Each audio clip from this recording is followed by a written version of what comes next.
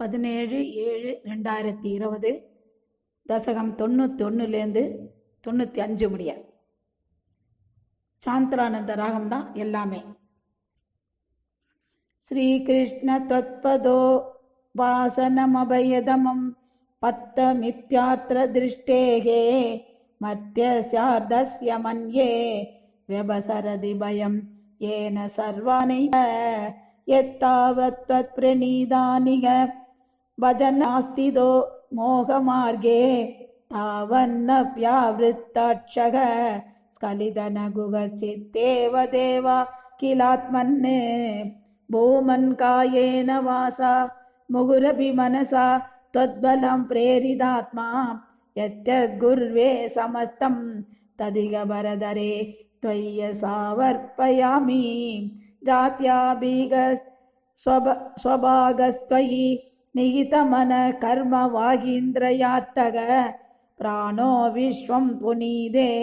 नदुमि गमन त्वत्पदात् विप्रवर्यग बीदिनाम त्वदीयाद् भवति ननु मन कल्पिदञ्जत्वदीयं तेन क्याप्यासशीलो हृदयमिग यदा शक्तिबुद्ध्या निरन्त्या मायावित्तेदुदस्मिन् पुनरभिन तदा पादिमायादिनादं तत्त्वां भक्त्या महत्या सददमनुभजन्निसीस बीदिं विजह्यां भक्तेरुभक्तिवृद्धि तव चरणजुषां सङ्गमेनैव पुंसाम् आसात्ये पुण्यभाजां श्रियैव जगति श्रीमदां सङ्गमेन तत्सङ्गो देवभूयान् मम खलु सततं तन्मुगा दुन्मिषद्भिः तन्माहात्म्यप्रकारैः भवति सचुत्रुडा भक्तिरुद्धूतभावा श्रेयो मार्गेषु भक्ता अवधिग बहुमति जन्म कर्माणि भूयो कायन् क्षेमानि नामानि अभितदुभयदत् प्रत्रुदं प्रत्रुदात्मा उत्त्यदास कदाचित् गुग सिदभिरुदन् क्वापि गर्जन् प्रकायन् उन्मादीव प्रनृत्यन् अयि गुरुकरुणां लोकभाषश्रयेयम् भूतान्येतानि भूतात्मकम् अभिसकलं भक्षिमस्यान् मृगादीन् मर्त्यान् मित्राणि शत्रून् अभियमिदमहि त्वन्मायान् या नमामि त्वत्सेवायां हि चित्तयेन मम तव कृपया भक्तिदार्ढ्यं विराकः त्वत्तत्त्वस्यावभेदो अभिसभुवनपदे यत्नभेदं विनैव नो मुह्यन् शुत्रुडात्यैः भवसरणि भवैस्त्वन्निलीनाशयत्वाद् चिन्तासाधत्यशाली निमिषलवमभि त्वत्पदात् तत्प्रकम्पः इष्टानिष्टेषु दुष्टि व्यसनविरहितो मायिकत्वावभेदाद् ज्योत्स्नाभिस्तन्नकेन्दोः अधिगसिरिदेनात्मना सञ्जरेयं भूतेष्वेदुत्वदैक्य स्मृतिसमधिकदो नाधिकारोऽधुना चेद् त्वत्प्रेम त्वत्तमैत्री जडमधुषु कृपा त्रिषु भूयादुभेषा अर्चायां वा समर्चा कुतुकमुरुदर श्रद्धया वर्तदामि तत्संसेवी तदापि त्रिदमुबलपदे भक्तलोकोत्तमत्वम् आवृत्य तत्स्वरूपं क्षितिजलमरुदात्यात्मना विक्षिबन्ति जीवान् भूयिष्ठकर्मावलि विवसगदीन् दुःखजाले क्षिबन्ति त्वन्मायामाभिभू भूमन्माम् अयि भुवनपदे कल्पते तत्प्रसान्त्यै त्वत्पादे भक्तिरेवेत्य युवति विभो सिद्धयोगी प्रबुद्धः दुःखान्यालोक्य जन्तुष्वलमुदित विवेको कमाचर्यवर्याः लब्ध्वा त्वत्रूपतत्त्वं गुणसरिद कदात्युद्भवत् भक्तिभूमां मायामेनां धरित्वा परमसुगमये त्वत्पदे मोदिदाये तस्यां पूर्वाङ्गः पवनपुरपदे नाशया शेषरोगान्। श्रीहरिये नमः। सर्वत्र गोविन्दनाम सङ्कीर्तनं गोविन्द गोविन्द। 92 वेदै सर्वाणि कर्माणि अबलपरतया वर्णितानीति बुद्ध्वा तानि त्वय्यर्पितानि एव हि समनुसरण्यानि नैष्कर्म्यमीश मापो देवैः निशिते गुहसिदभिमन कर्म वासां प्रवृत्तिः दुर्वर्जं चेदवाप्तं तदपि खलु भवदर्पये चित्तप्रकाशे यस्त्वन्यकर्मयोगः तव भजनमय तत्र साभिष्टमूर्तिं कृत्यां सत्त्वैकरूपां त्रिषदि कृति मृदि क्वापि वा भावयित्वा पुष्पैर्गन्धैर्निवेदैः अभिसविरसिदैः शक्तिदो भक्तिभूतैः नित्यं वर्यां सबर्यां विदधयि विभो तत्प्रसादं भजेयम्।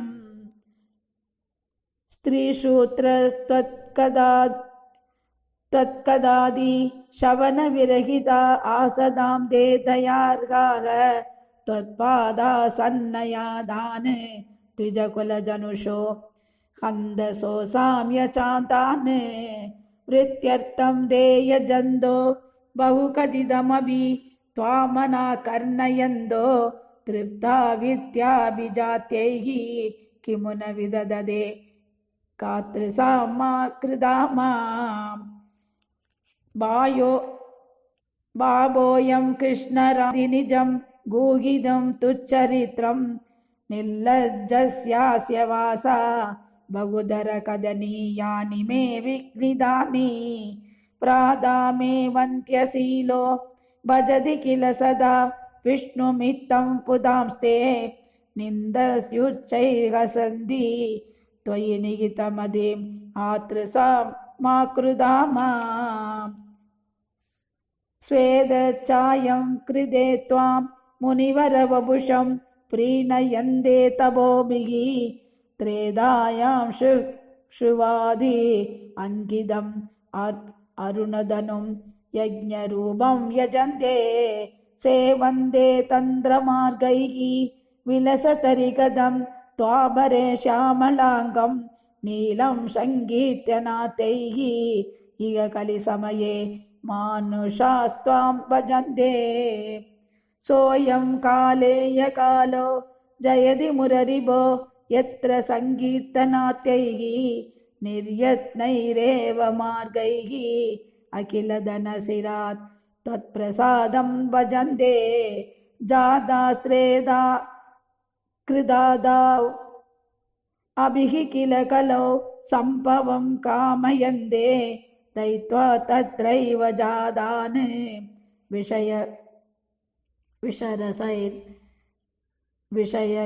विषरसैर्मा विभो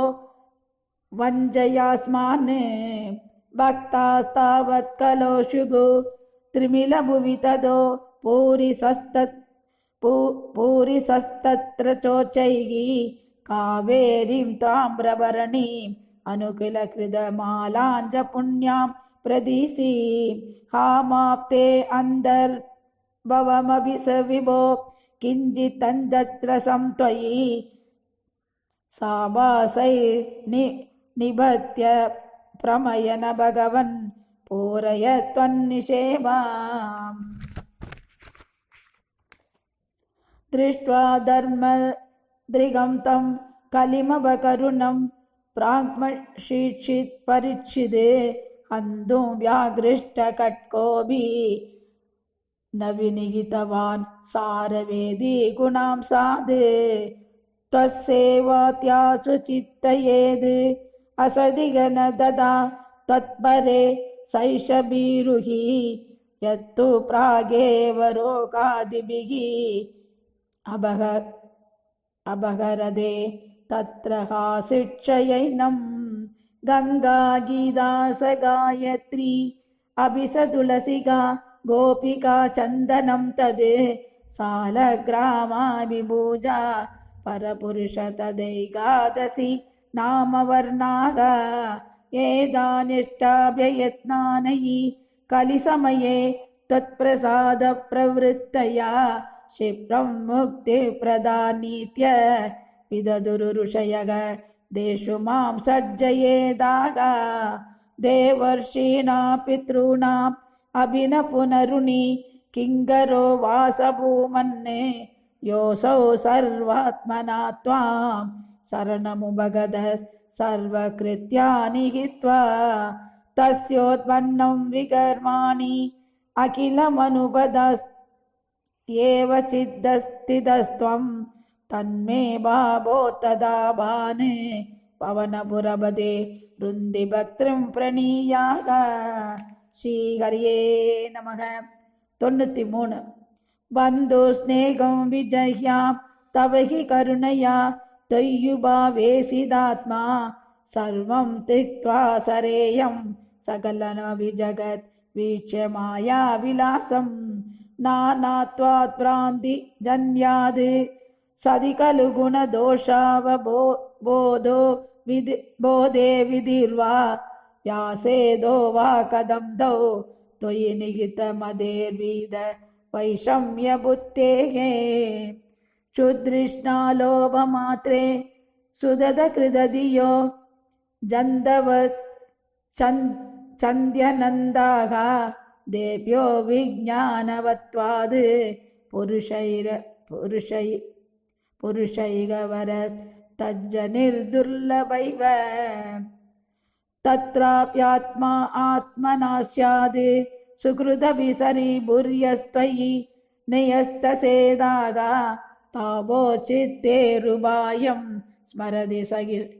सुकृत् स्वात्मवैरी तदोन्यं त्वत्कारुण्ये प्रवृत्ते कैव न हि गुरुर्लोकवृत्ते विभूमन्ने सर्वक्रान्ताभिभूमिः न हि सलदि तदस् सत्क्षमां शिक्षयेयं गृह्णीयामि स तत्तद् विषयपरिसये अव्यप्रसक्तिं समीरादे व्याप्तत्वाञ्जात्मनो मे गगनगुरुवसात् पादुनिल्लेबदास स्वच्छाया भावनोगं मधुर उदगवत् वह्निवन् मास्मकृणां सर्वाणि नोभिदोषं गुरुषि तमिव मां सर्वभूतेष्वेयां पुष्टिनष्टिष्कलानां ससिनैव धनोर्नात्मनोऽस्तीति विद्यां दोया दिव्यस्तमार्ताण्डविभिष धनुष्वेगदां त्वत्प्रसादाद् स्नेहात् व्यादास्तपुत्र व्यसन मृदगबोधायिदो मास्मभुवं प्राप्तं प्राश्नन् सहे य श्रुतमभिसयुवत् चिन्तुवत् श्यामकादग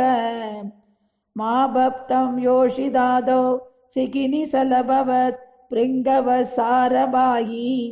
भूयासं किन्तु तत्त्वद् धनशयनवसान् मागमीसप्रणीसं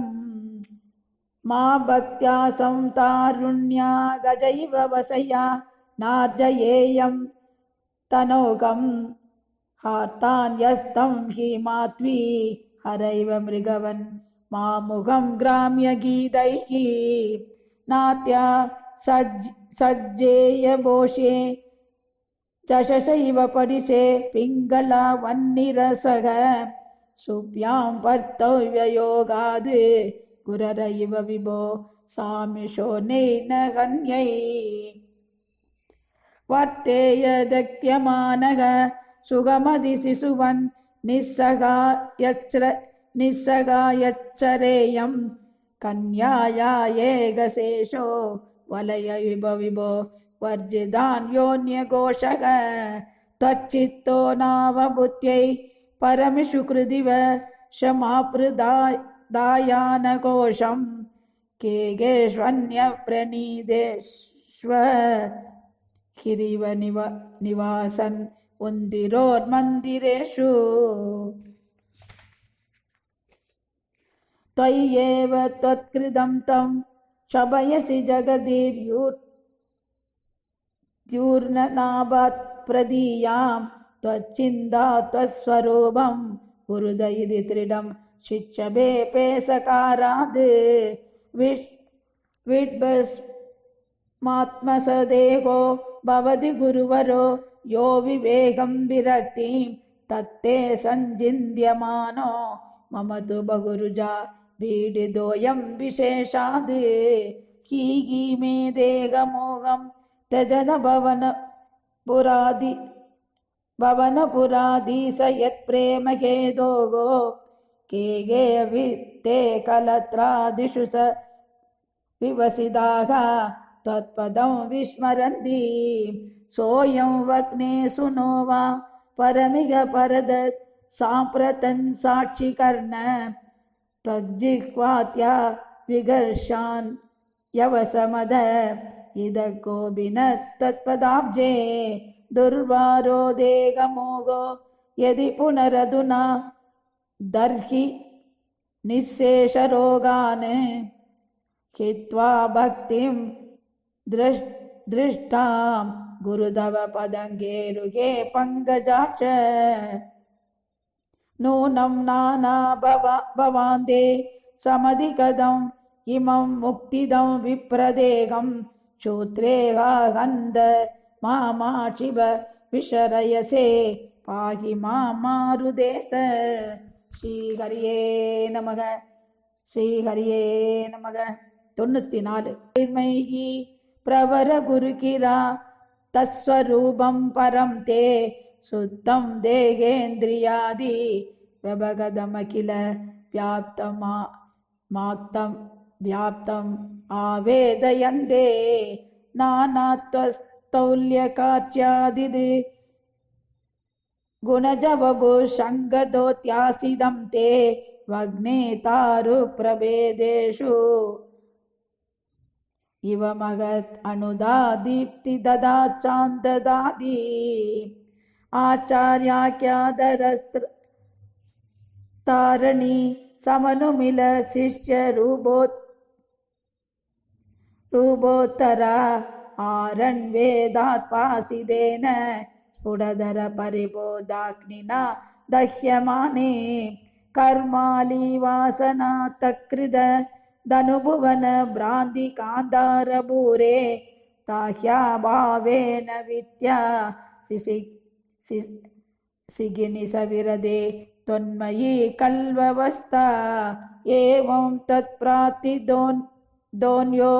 नगि खलु निखिल क्लेश हानेरुभायोः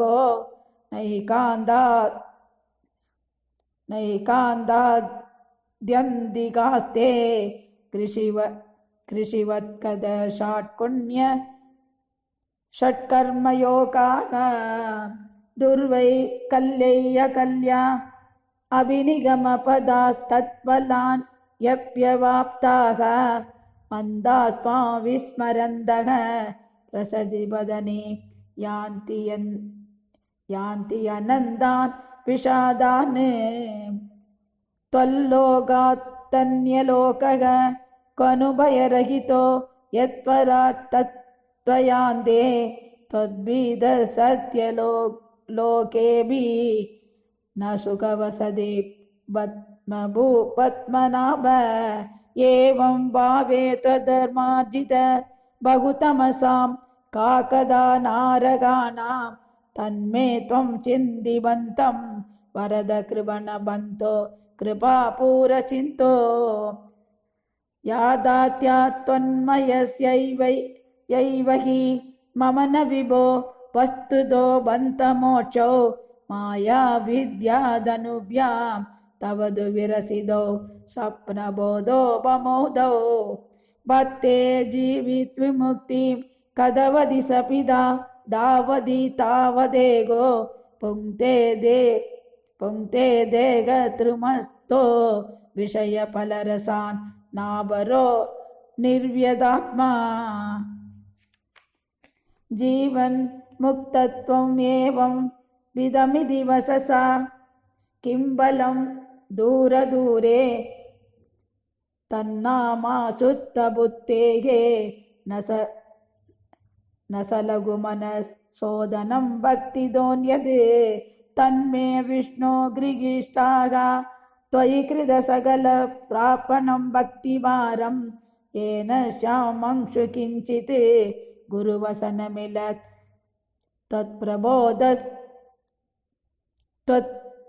त्वत्तात्मा सप्त ब्रह्मण्यभिग प्रयदितमनसः त्वां न जानन्ति केशिते कष्टं वन्दृश्यमास्ते शिरधरमिगतां विप्रदे निष्प्रसूतिं यस्यां विश्वाभिरामाः सकलमलहरा दिव्यलीलावताराः सच्चिच्चान्द्रं स्वरूपं तव न निकिदिदं तां न वासं प्रयासं यो यावान् यातृसो वा त्वमिति किमपि न वावकच्चामि भूमन्ये एवं चानन्यभावः तदनुभजनं ये वात्रिये शैत्यवैरिण्ये त्वल्लिङ्गानां त्वदङ्घ्रि प्रियजनसदसां दस्सिनस्पर्शनादिः भूयान्मे तत्प्रभुजान् नदिनुदिगुण कर्मानुकीर्त्यादरोभिः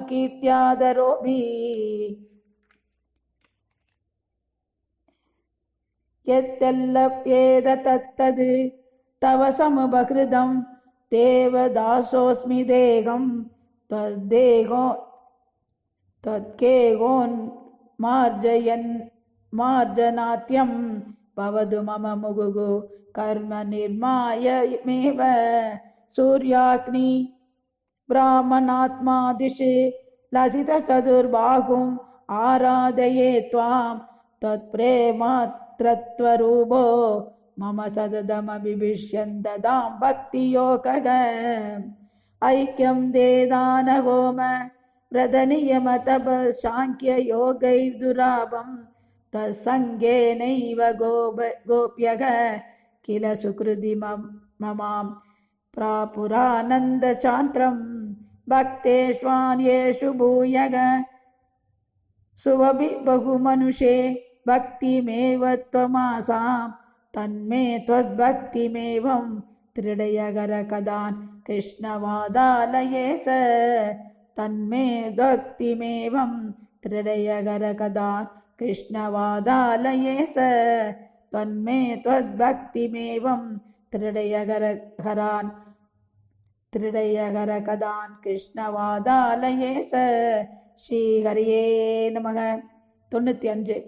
आदौ हैरण्यगर्भीं तनुमवकिल जीवात्मिकाम् आस्तिदस्त्वं जीवत्वं प्राप्य माया गुणगणकसिदो वर्तसे विश्वयोने तत्रो वृत्तेन चत्वे न तु गुणयुगलं भक्तिभावं कदेन चित्वा सत्त्वं जहित्वा पुनरनुभगितो वर्तिदाहे त्वमेव सत्त्वेन्मेषात् कदाचित् खलु विषयरसे दोषबोधे विभूमन्ये भूयोऽप्येषु प्रवृत्तिः सदममिषिरजसे प्रार्थिते दुर्निवार चित्तं तावद्गुणा च कृतिदमिगमिदस्तानि सर्वाणि रोतुं दुर्ये त्वय्येक भक्तिः சரணமிதி பவான் ஹம்சரூபீன காதீது சந்தி ஸ்ரேயாம்சி பூமாம் அபிருசி விதயா கர்மிணாம் நிர்மிதானி சூத்ரானந்தா சாந்தாக பகுவித கதய கிருஷ்ணதேப்யோ பவேயுகோ त्वञ्जाख्याद सख्ये ननु महिततममां श्रेयसां भक्तिमेघां त्वद्भक्त्यानन्ददुल्यः खलु विषयजुषां सम्मदकेन वा स्यात् त्वद्भक्त्या दुष्टबुद्धेः सुगमिग सरदो विस्युदासस्य सासाः सर्वासु सौख्यमय्यः सलिलगुगरकस्येव दोयैकमय्यक सोऽयं खलु विन्द्रलोकं कमलजभवनं योगसिद्धिचकृत्याः नागां शत्येदतास्तां स्वयमनुबदे मोक्षसौख्येऽप्यनीहक त्वद्भक्तो वात्यमानोऽपि स विषयरसैरिन्द्रिया चान्दिहेदोगो भक्तैवाक्रम्यमानैः पुनरपि खलु दुर्बलैर्नापि जय्यक सप्ताचिर्दीपिदार्चिः तगदि किल यदा भूरिदारु प्रपञ्चं तद्भक्त्योगे तदैव प्रदगति दुरिदं दुर्मदवेन्द्रियाणां सिद्धात्रीभावमुच्चैः वपुषि सबुलगं हर्षबाष्पञ्जहित्वा चित्तं शुद्ध्येत्कदं वा किमु बहुदमसा विद्यया वीदभक्तेः त्वत्कादास्वादसित्ताञ्जन सददमरीं रुज्यमानोऽयमात्मा चक्षुर्वत्तत्त्वसूक्ष्मं भजति नदु तदाप्यस्तया दर्गकोट्या ध्यानं देशीलयेयं समदनुसुगपत्तासनो नासिकाग्र नस्ताक्षपूरगात्यैः चिदभवनपद चिद्दपद्मं भवाञ्चम्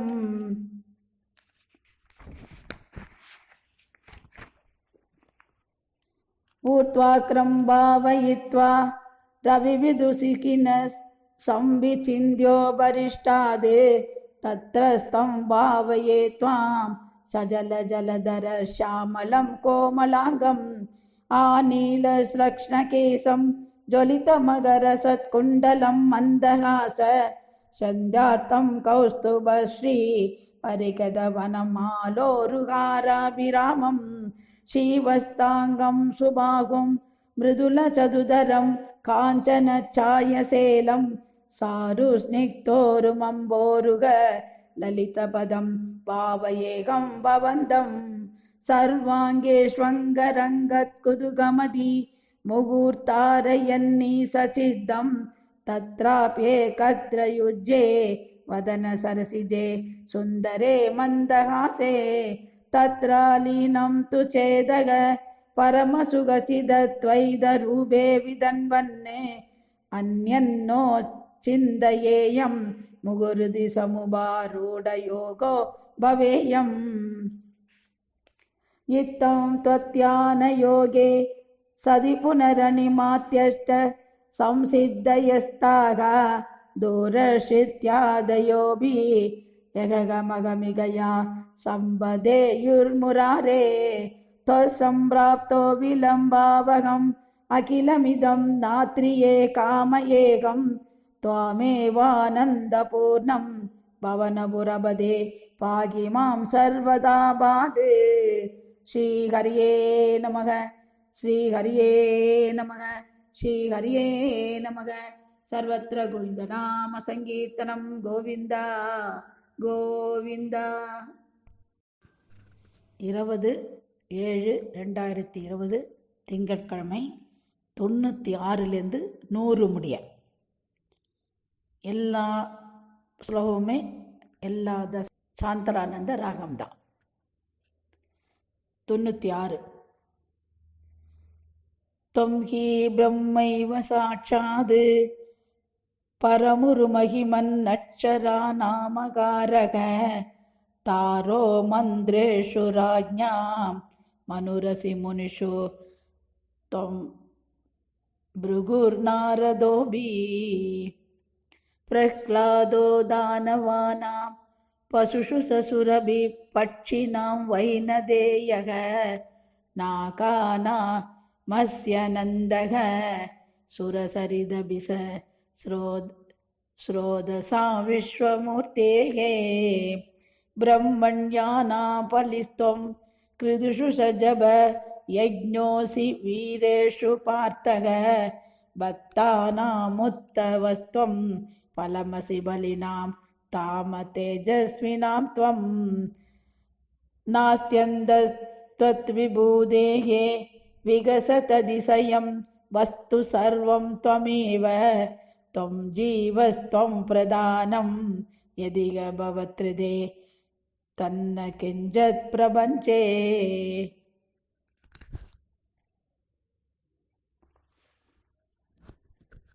धर्मं वर्णाश्रमाणां श्रुतिपदविहितं त्वत्परत्वेन भक्त्या गुर्वन्दोन्दर्विरागे विगसति सनकैः छन्द्यछन्दोलबन्धे सत्तास्फूर्तिप्रियत्वात्मकम् अखिलपदार्थेषु भिन्नेष्वभिन्नं निर्मूलं विश्वमूलं परममहद्मिति तत्त्वबोधं विशुद्धं ज्ञानं कर्माभिभक्तिः त्रिदयमिह भवत्प्रापकं तत्र तावद् निर्विण्णानामशेषे विषय इह भवेत् ज्ञानयोगेऽधिकारः सक्तानां कर्मयोगः त्वयि हि विनिहितो येदु नात्यन्तसक्ताः नाप्यत्यन्तं विरक्ताः त्वयि शिरतिदरसा भक्तियोगोष्यमीषां ज्ञानं त्वद्भक्तदां वा लघुसुकृदवसान् मर्त्यलोके लभन्ते तस्मात् तत्रैव जन्म स्पृकिह यदि भगवान् नाकको नारको वा आविष्टं मां तु दैवाद् भवजलनिधि बोधायिदे मर्त्यदेहे त्वं कृत्वा कर्णधारं गुरुमनुगुणवादायिदस्तारयेदाः अव्यक्तं मार्गयन्तः श्रुतिभिरभिनगैः केवलज्ञानलुप्ताः कृत्यन्ते दीवसिद्धिं बहुधरजनुषाम् अन्ध एवाप्नुवन्ति दूरस्थकर्मयोगे स परमबले अन्वयं भक्तियोगः त्वामूलादेव कृत्यः त्वरिदमयि भवत्प्रापको वर्तता मे ज्ञानायैवादियत्नं मुनिरभवददे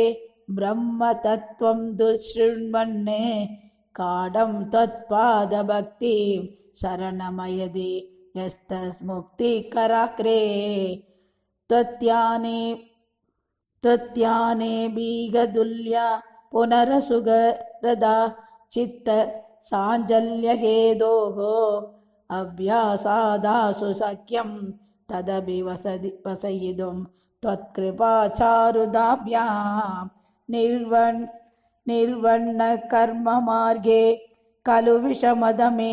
त्वत्कदौसकाढं जादर्शतो विकामान्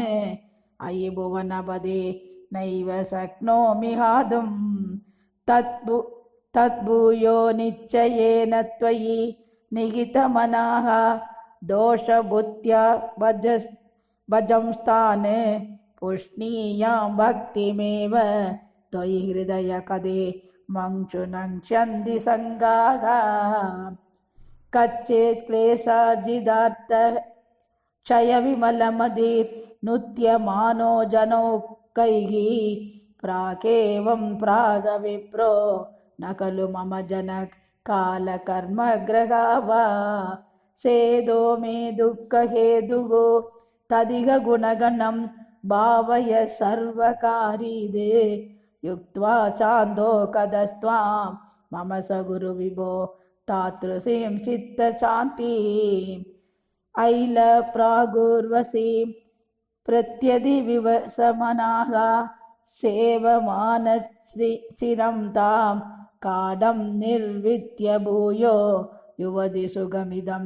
शूत्रमे वेदिकायने त्वद्भक्तिं प्राप्य पूर्णः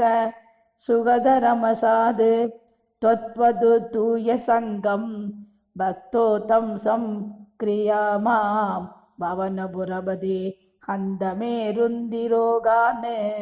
श्रीहरिये नमः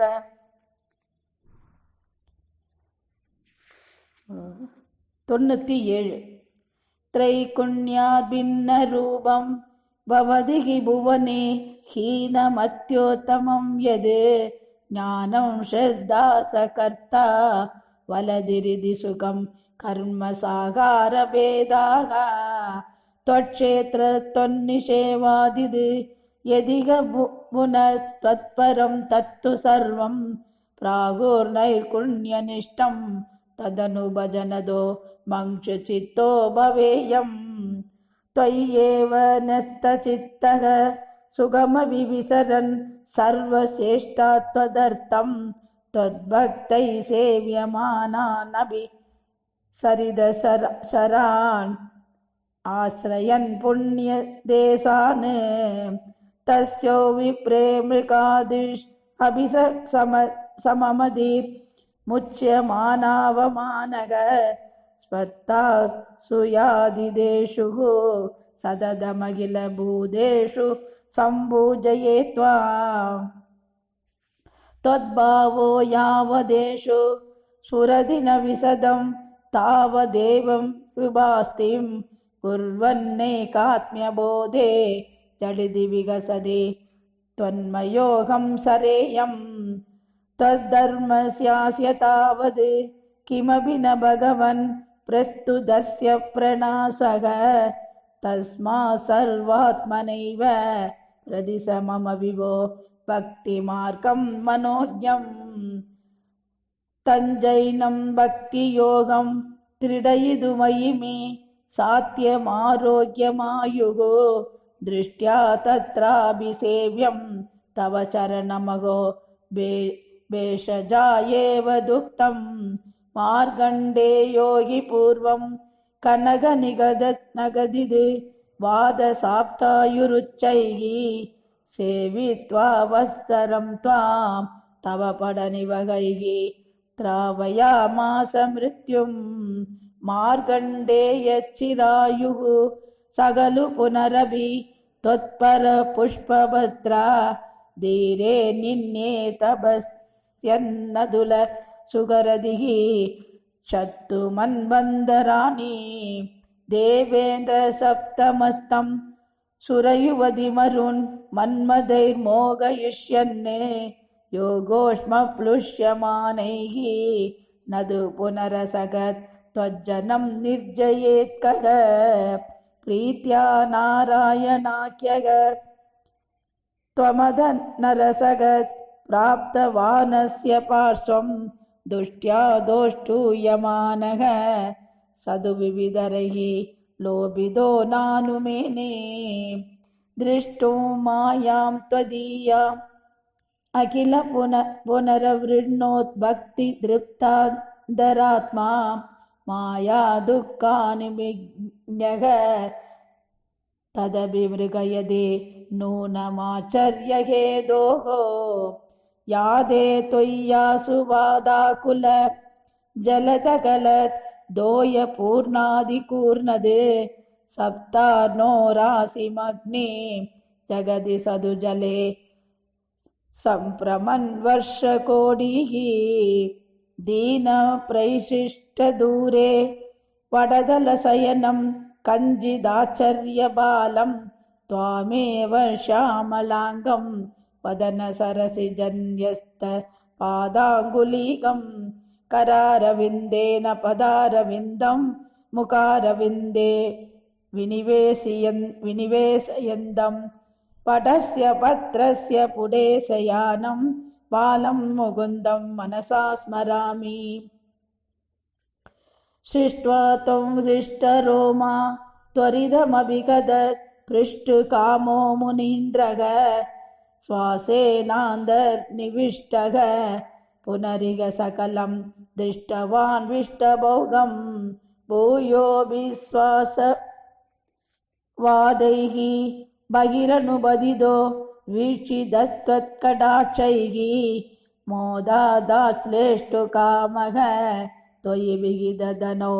स्वाश्रमे प्राक्वदासीद् गौर्या शार्दं तदग्रे पुरभिदद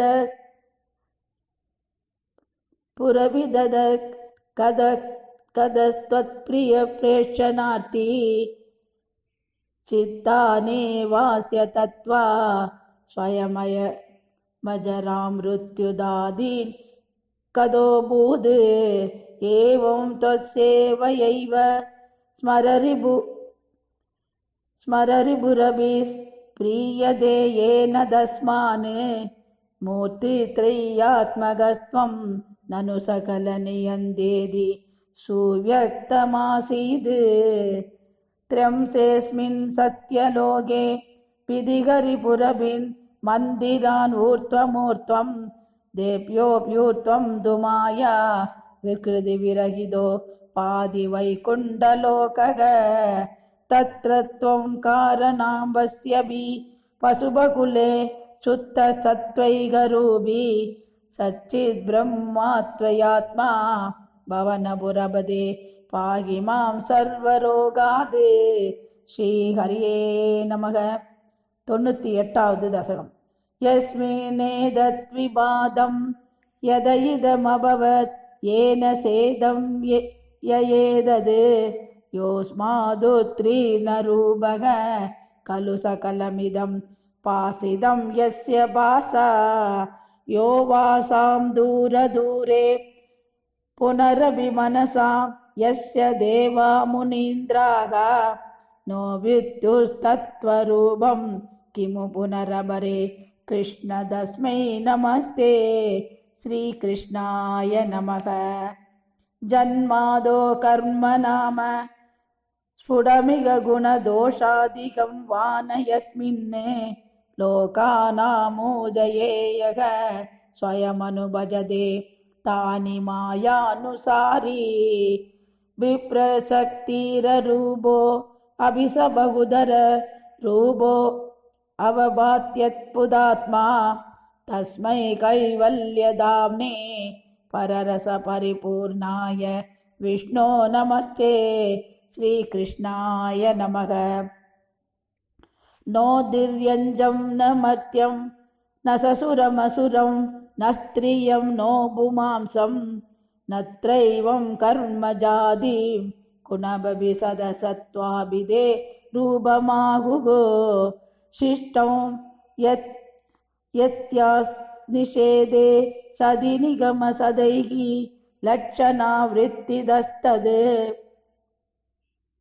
सृष्टेनावेत्यमानं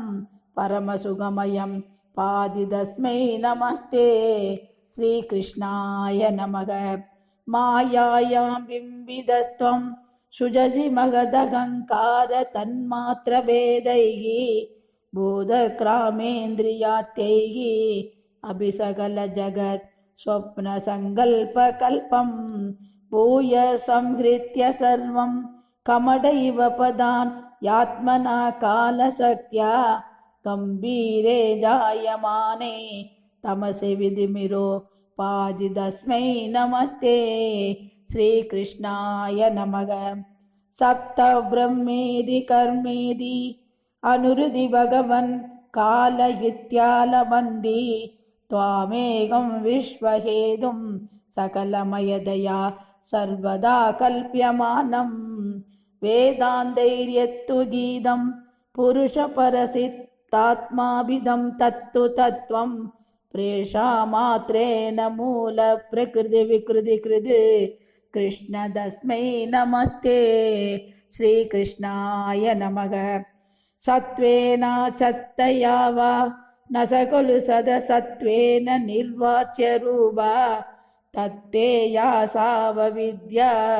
गुणपणिमदिवत् विश्वतृच्यावभासम् विद्यावत्सैव यादाशु दिवसनलवैः यत्कृपा छन्दलाभे संसारारण्यसत्यः त्रिडनवरसुं दामेदि तस्मै नमस्ते। भूषासु स्वर्णवत्वा जगदि कडसरावादिके मृत्युवादो तत्त्वे सञ्चिन्त्यमाने स्फुरति तदधुनाभ्य त्वदीयं बभुस्ते स्वप्नदृष्टु प्रबोधे तिमिरलयविदो जीर्णरज्जो च यत्त्वद् विद्यालाभे तदैव स्फुटमभिविकसेत् कृष्ण तस्मै नमस्ते श्रीकृष्णाय नमः। यद् भीत्योदेति सूर्यो दहति स दहनो वादिवायुस्तदान्ये यद्भीता पद्मजात्याः पुनरुसितबलिना हरन्तेऽनुकालं येनैवारोपिता प्राङ्गनिजपदमभिदे स्याविदार्चपश्चाद् तस्मै विश्वं नियन्त्रे वयमभिभवते कृष्ण कुर्म प्रणामं श्रीकृष्णाय नमः। त्रैलोक्यं भावयन्तं त्रिगुणमयमिदं त्र्यक्षरस्यैकवास्यं त्रिसानामैक्यरूपं त्रिभिरभिनिगमैकीयमानस्वरूपं त्रिस्तोऽवस्थाविदन्तं त्रियुगजनिजुषं त्रिक्रमाक्रान्तविश्वं त्रैकाल्यभेदहीनं त्रिभिरहमनिशं योगभेदै भजे त्वम् श्रीकृष्णाय नमः। सत्यं सुत्तं विभुत्वं जयति तव वपुः नित्यमुक्तं निरीहं निर्द्वन्द्वं निर्विकारं निखिलगुणगण व्यञ्जनाधारभूतं निर्मूलं निर्मलं तन्निरवधिमहिम् उल्लासनिर्लूनमन्दग निःशङ्कानां मुनीनां निरुपमपरमानन्द सान्द्रप्रकाशं श्रीकृष्णाय नमः। दुर्वारं द्वादशारं त्रिदशदपरिमिलत् षष्टिपर्वाभिविधं सम्भ्राम्यत् क्रूरवेगं क्षणमनुजगदाचित्य चन्दावमानं चक्रं दे कालरूपं व्यदयदुनदुमां तत्पदैकावलम्बं विष्णो कारुण्यसिन्धो भवनभुरभदे पाहि सर्वामयौकाद् विष्णो कारुण्यसिन्धो भवनभुरभदे पाहि सर्वामयौकाद्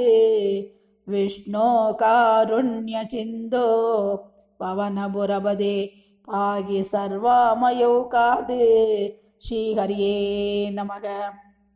99 विष्णोर्वीर्याणि गोवा कथयतु धरणे कच्चरेणुन्मिमीदे यस्यैवाङ्घ्रितनयेन त्रिजगदभिमिदं मोददे पूर्णसम्पद् योऽसौ विश्वानि दत्ते प्रियमिह परमं तामदस्याभियायां त्वद्भक्ता यत्र मात्यन्ति अमृतरसम् अरन्दस्य यत्र प्रवाहः आत्यायाशेषकत्रे प्रतिनिमिषनवीनाय भट्रे विभूदेये भक्तात्मा विष्णवे यः प्रतिशदिह विरादीनि यज्ञार्चनादौ कृष्णात्यां जन्मयो वा मगधिग मगधो वर्णये सोऽयमेव प्रीतपूर्णो यशोभिः त्वरितमभिसरेत् प्राप्य मन्दे पदं ते हे स्तोदारा कवीन्द्राः तमिह खलु यदा सेदयत्वे तदैव व्यक्तं वेदस्य सारं प्रणुवद जननोपात्तलीला कदाभिः जानन्दत्सास्य नामान् अखिल सुखकरानीति संकीर्तयत्वं हे विष्णो कीर्तनात्यैः तव खलु महद तत्त्वबोधं भजेयम् विष्णो कर्माणि संवच्यत मनसि सदा यैः स धर्मानवत्नाद् यानीन्द्रस्यैष भृत्यः प्रियसख इव स व्याधनोक्षेमकारी ईशन्दे योगचित्ताः परपदमनिशं यस्य सम्यक् प्रकाशं विप्रेन्द्राजाकरूकाः कृतबहुनुदयो यच्च निर्भासयन्ते नो जादो जायमानो अभिससमधिगान् त्वत्महीं नोवसानं देवश्रेयांसि विद्वान् प्रतिमुहुरभिदे नाम संसामि विष्णो तं तां संस्तौमि नानाविधनुदि वसनैः अस्य लोकत्रयस्य अप्यूर्तं विप्राजमाने विरसितवसतिं तत्र वैकुण्ठलोके आभस्पृष्टादिजन्याः प्रमदमयि विभो गर्भदेशतदुस्त्वां यत्र त्वय्येव जीवाः जलशयनहरे सङ्गदा ऐक्यमाबन्ने तस्याजस्य प्रबोधे विनिहितमभवत् पद्ममेघं हि नाभो दिक्पत्रं यत्किलाहुः कनकधरणि कृत्कर्णिकं लोकरूपम् हे लोका विष्णुरेतद् भुवनमजनयत् तन्न जानीत यूयं युष्माकं ह्यन्दरस्तं किमपि तदपरं विद्यते विष्णुरूपं निहार प्रख्यमाया परिवृतमनसो मोहिता नामरूपैः प्राणप्रीतैः तृप्ताः शरदमगबरा हन्दने च मुकुन्दे मूर्त्नामष्टां पदानां वगसि खलु सहस्राणि सम्भूर्य विश्वं तत्प्रोत्कम्याभिदृष्टन् परिमितविवरे पादिचित्सान्दरेऽपि भूतं भव्यञ्च सर्वं परपुरुष भवान् किञ्च देहेन्द्रियादिषु आविष्टो हृत्कदत्वा अमृतमुखरसं चानुभुङ्क्षे त्वमेव यस्तो त्रैलोक्यरूपं तदभिसततो निर्गतो नन्दचुत्तः ज्ञानात्मा वर्तसे त्वं तव खलु महिमा शोभितावन् किमन्यदे स्तोकस्ते भाग एवाखिल भुवनदया तृच्यते त्रंशकल्पं भूयिष्ठं चान्द्रमोदात्मकमुपरिदतो पादितस्मै नमस्ते श्रीकृष्णाय नमः अव्यक्तं देशरूपं दुरधिगमदमं तत्तु सुत्तैकसत्त्वं व्यक्तं चाप्येददेव स्फुटममृतरसां बोधिकल्लोलतुल्यं सर्वोत्कृष्टामभीष्टां तदिह गुणरसनैव चित्तं हरन्ति मूर्तिं ते संशयेऽहं भवनपुरपदे पाहि मां सर्वरोगात् मूर्तिं ते संशयेऽहं भवनपुरपदे पाहि मां सर्वरोगात् मूर्तिं ते संशयेऽहं भवनपुरपदे पाहि मां सर्वरोगात् श्रीहरिये नमः. 100வது தசகம் தனியாக படிக்கிறேன், இதில் இடம் இல்லை. இது கடைசி 100வது ஸ்லோகம். இன்னொரு தடவை படிக்கிறேன். அஜ்ஞாத்வாதே மகத்வம் எதிக நிகதிதம் விஸ்வநாதசமேதாக சோஸ்திரன் சைதத் சகஸ்ரோத்தர மதிகதனம் त्वत् प्रसादाय भूयादे त्वेदा नारायणीयं श्रुतिशुसजनुदा श्रुत्यदा वर्णनेन स्फीतं लीलावतारैः इदमिह गुरुदाम् आयुरारोग्यसौख्यम् अज्ञात्वादे महत्वं यदिह निगदितं विश्वनाथक्षमेदाः சோத்ரன் சைதத் சகஸ்ரோத்தர மதிகதரம் தத் பிரசாதாய பூயாது த்வேதா நாராயணீயம் ஸ்ருதிஷு சஜனுஜா சுத்யதா வர்ணனேன ஸ்பீதம் லீலாவதாரைஹி இதமிக குருதாம் ஆயுராரோக்ய சௌக்கியம் त्वेदा नारायणीयं श्रुतिषु सजनुषा श्रुत्यदा वर्णनेन स्फीदं लीलावतारैः इदमिह गुरुदाम्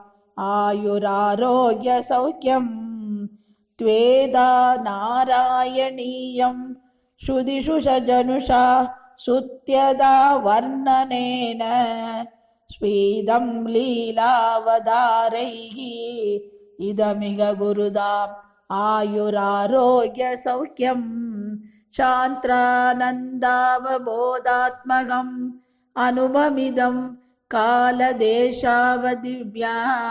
நிர்முக்தம் நித்யமுக்தம் நிகமசதசகர்ஷேன நிர்பாஷ்யமானம் அஸ்பஷ்டம் திருஷ்டமாத்ரே पुनरुरुपुरुषार्थात्मकं ब्रह्मतत्त्वं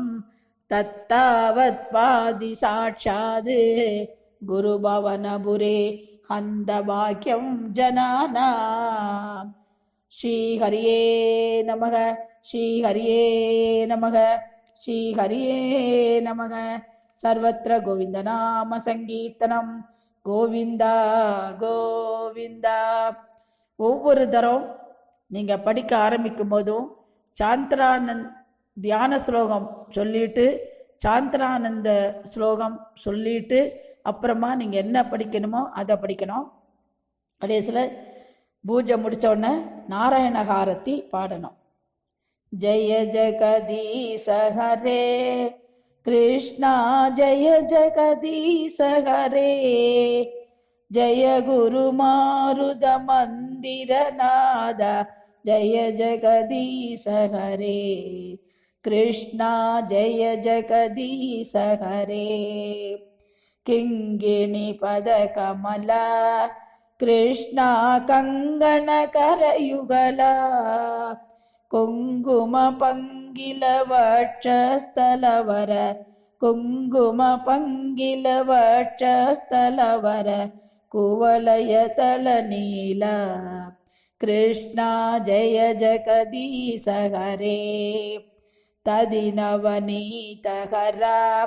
கிருஷ்ணா தருணீ சித்தஹரா தயயா பாலய தாமோதர ஹர தயயா பாலய தாமோதர ஹர துளசி தாமதர கிருஷ்ணா ஜய ஜெகதீச ஹரே கோவர்தன தரணா கிருஷ்ணா கோபி ஜனரமணா கோமல பல்லவ சுந்தர சரணா கோமல பல்லவ சுந்தர சரணா கோகில மதுவசனா கிருஷ்ணா ஜய ஜெகதீச ஹரே நந்தகுமார ஹரே கிருஷ்ணா நாரத கீத குணா நாராயண வர பட்ட த்ரீகிருத नारायणवर पट्टत्रिगिर स्तुतिवर शुभबलद कृष्णा जय जगदीश हरे पूंदन भक्त प्रिया कृष्णा वृंदावन रसिका बेहुग भावुक मंडल भूजित प्रेमिक भावुक मंडल भूजित पाद सरोज युग कृष्णा जय जगदीश हरे जय जगदीश हरे कृष्णा जय जगदीश हरे जय गुरु मारुद मंदिर नाद जय गुरु मारुद मंदिर नाद जय जगदीश हरे कृष्णा जय जगदीश हरे सर्वत्र गोविंदनाम संकीर्तनम गोविंदा गोविंदा।